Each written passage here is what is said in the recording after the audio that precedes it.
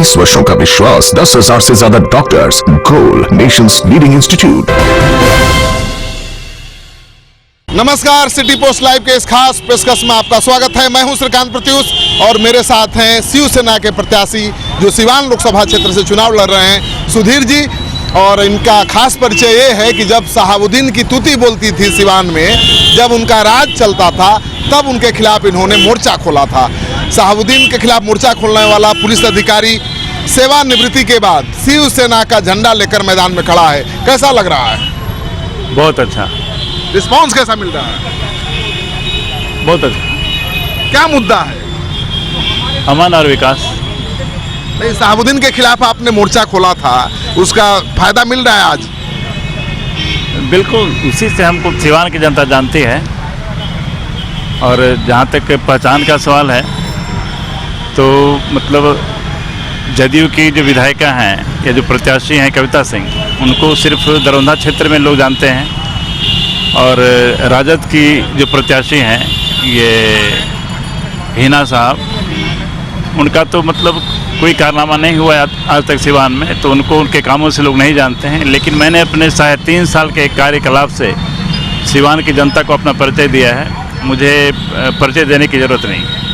लेकिन ठीक है, आपने शहाबुद्दीन के खिलाफ, अपराध के खिलाफ लड़ाई लड़ी, अभी फिर सेवानिवृत्त होने के बाद भी चुनाव मैदान में भी आपका मुकाबला उन्हीं बाहुबलियों की पत्नियों से है। माने बाहुबली की पत्नियों से हमारी कोई लड़ाई नहीं है। पत्नियां तो मतलब इंजन की तरह हैं। इन बाहुबलियों ने अपनी पत्नियों को इंजन बनाकर खुद बॉगी बनकर संसद में प्रवेश करने का प्रयास किया है। लेकिन मुझे नहीं लगता है कि इन अपराधियों की बॉगी में सिवान की जनता बैठ पाएगी, क्योंकि जानती है कि अपराधी हैं और इनकी पत्नियां महज मतलब एक पर्दे की तरह हैं। कितने बड़े अपराधी शहाबुद्दीन थे और कितने बड़े अपराधी अजय हैं? अपराधी तो अपराधी को बड़ा तो नहीं होता, अपराधी अपराधी था जो खत्म मतलब हो जाना चाहिए इन लोगों को। आपने शहाबुद्दीन के घर पर कब रेड किया था, क्या क्या कार्रवाई की थी, एक घटना कोई बताइए।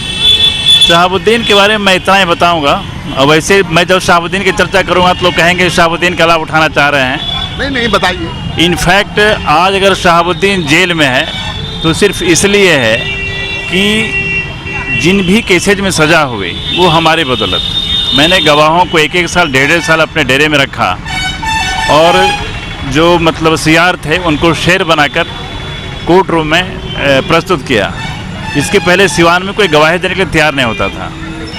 और अगर ये गवाहियाँ नहीं होती और शहाबुद्दीन को सज़ा नहीं होती तो आज हिना नहीं लड़ती, शहाबुद्दीन लड़ता।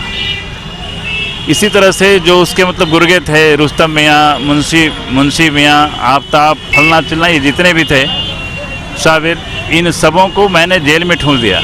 अगर ये जेल में नहीं गए होते तो हमको लगता है कि उनका तमाशा चलते रहता और बड़ी मुश्किल होती लोगों को।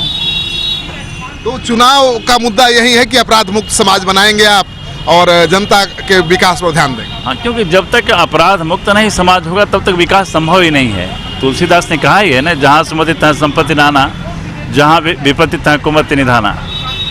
तो बिना मतलब अमन और चैन के विकास का अर्थ ही क्या रहता है?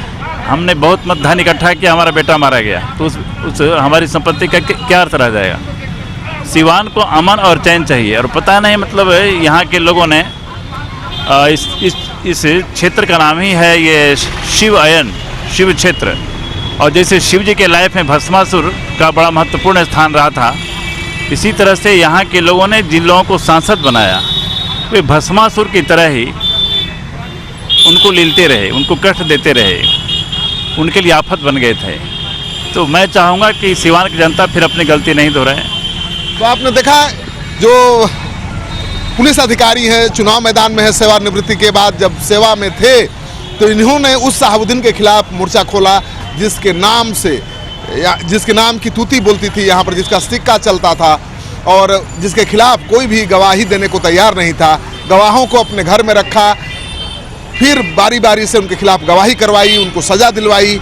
और आज शहाबुद्दीन अगर जेल के अंदर हैं तो उसका श्रेय इसी पुलिस अधिकारी को जाता है। तो आज चुनाव मैदान में है और अपराध के खिलाफ एक सशक्त पहचान इनकी रही है। तो कह रहे हैं कि अपराध मुक्त तो बनाएंगे ही सिवान को, सिवान को विकास की पटरी पर दौड़ाएंगे, क्योंकि जो भी यहाँ सांसद हुए हैं वो सिवान के लिए भस्मासुर साबित हुए हैं। उन भस्मासुर से सिवान को मुक्ति दिलाना है, फिर सिवान को अमन चैन का शहर बनाना है। आपको इनके दावे में दम दिखे, अगर आप इनको सपोर्ट करते हो तो कमेंट बॉक्स में जाकर कमेंट करिए। अगर आपने अब तक हमारा चैनल सब्सक्राइब नहीं किया है तो जरूर कर लीजिए। आपका सहयोग समर्थन लगातार मिल रहा है, उसके लिए बहुत बहुत आभार। नमस्कार।